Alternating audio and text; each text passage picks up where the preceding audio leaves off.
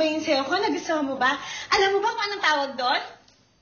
Wala akong pakialam kung ano yung ginawa mong sayaw. Alam mo bang gabi na? Masyado kang maingay. Nakakabula ako sa mga kapitbahay. Matulog ka na! Matulog na kayo!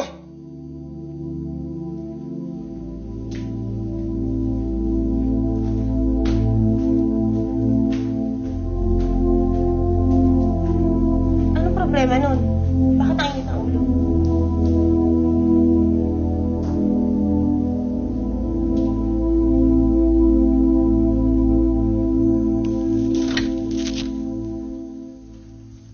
Ay, tulog na. Sayang naman.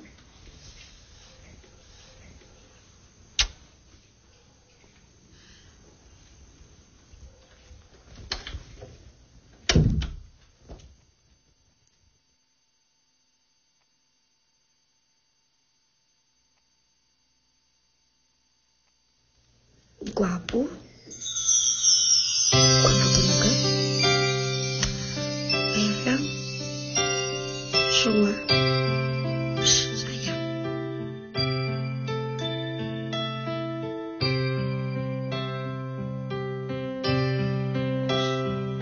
Love na yung love ka dito sa babaeng to. Hindi ka naman niya gusto. Tsaka, hello. Di sa pagkaano. Ay, naku. Ayoko na lang mag-comment. Puti lang. Miray, huwag ka nang umiyak. Sabi mo, gusto niya ako. Sabi mo, mahal niya ako. Sinayaw ko pa naman yung sayaw ng katuwaan.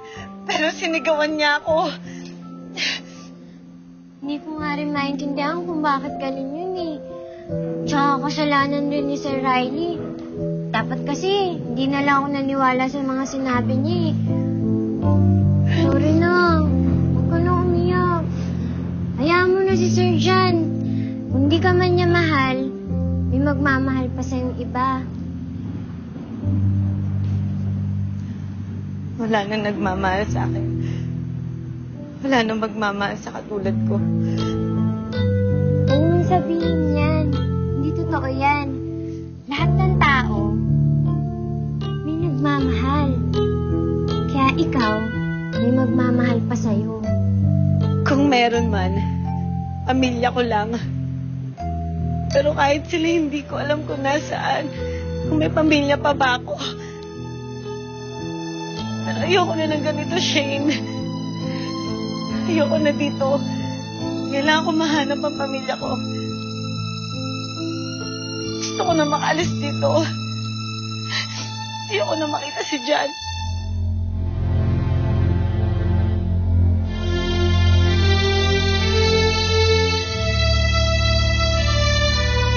Ano anak, gusto mo ba tabihan kita sa pagtulog? Hindi na. Sigurado ka? Sige, ang bahala.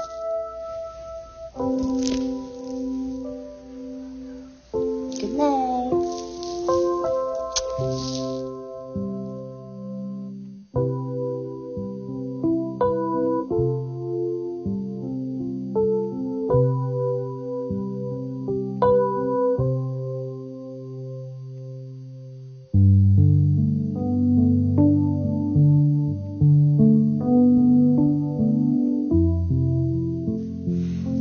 Nahuhulog na ang loob mo sa kanya.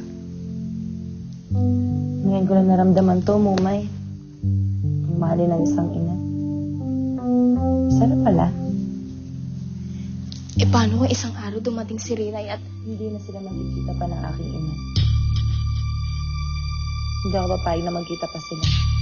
Titiyakin ko yun, Mumay.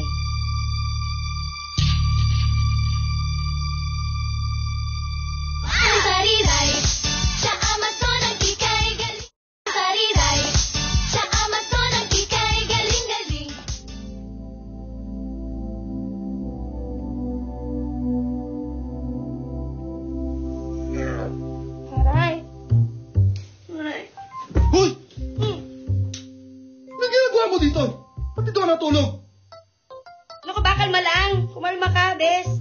Huwag kang mag-alala, no? Wala akong ginawang masama sa'yo at hindi kita ni Ray.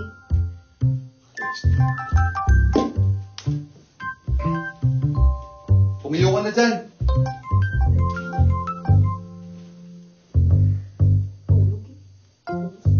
Hoy! Hoy! Umahon ka na dyan. May lakad tayo. Ang bira. Saan tayo pupunta? Ihahatid kita kina Luis. Liligawan mo uli siya para sa akin. Ano? Ano kumontra, Bes? Tara na. Tara na. Ayoko. Naantok pa ako, Bes Bes naman. naman eh. Ano ba? Tara na. Ayusin mo. O, sige na, sige na, sige na. Ang bira. Nang gigising ka. Pumunta kila Luis. Tara na. Basta. Isip.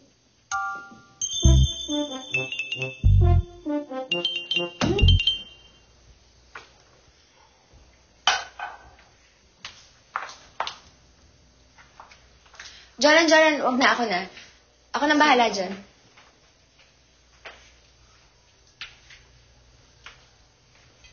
Gusto mo? Joran, handa mo rin si Rochelle ng breakfast. Hindi. Gusto lang kitang makausap. Jolan, iwan mo muna kami. Dali mo lang to sa garden, ha? Sige pa, ma'am.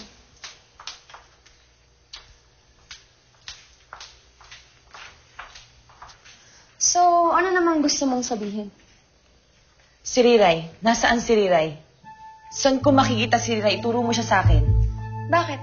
Ano bang balak mong gawin sa kanya? Kailangan mawala na si Riray. Kailangan mamatay na si Riray.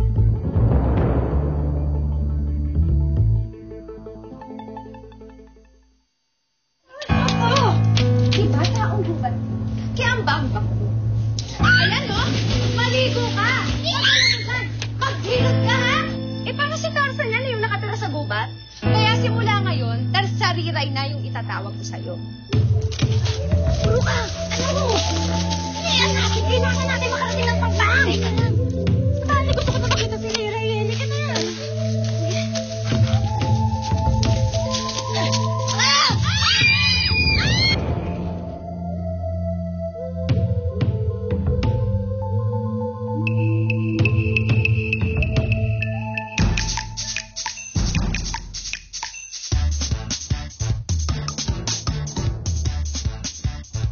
May pinag-aaral pa akong kapatid.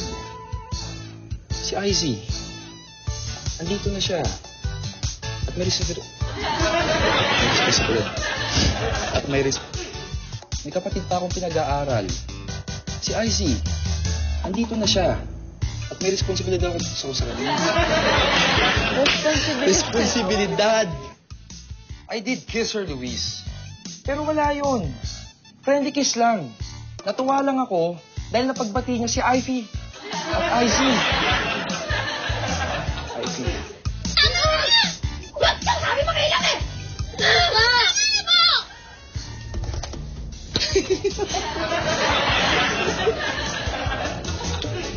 Ma!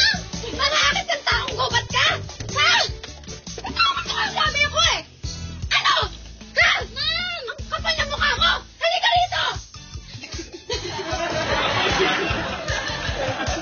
Magsabi ka sa akin ng totoo, kundi sisisantihin kita. Sir, natid ko lang po siya sa airport eh. Natid po si Ma'am Vivian sa airport. Pupunta daw po siya.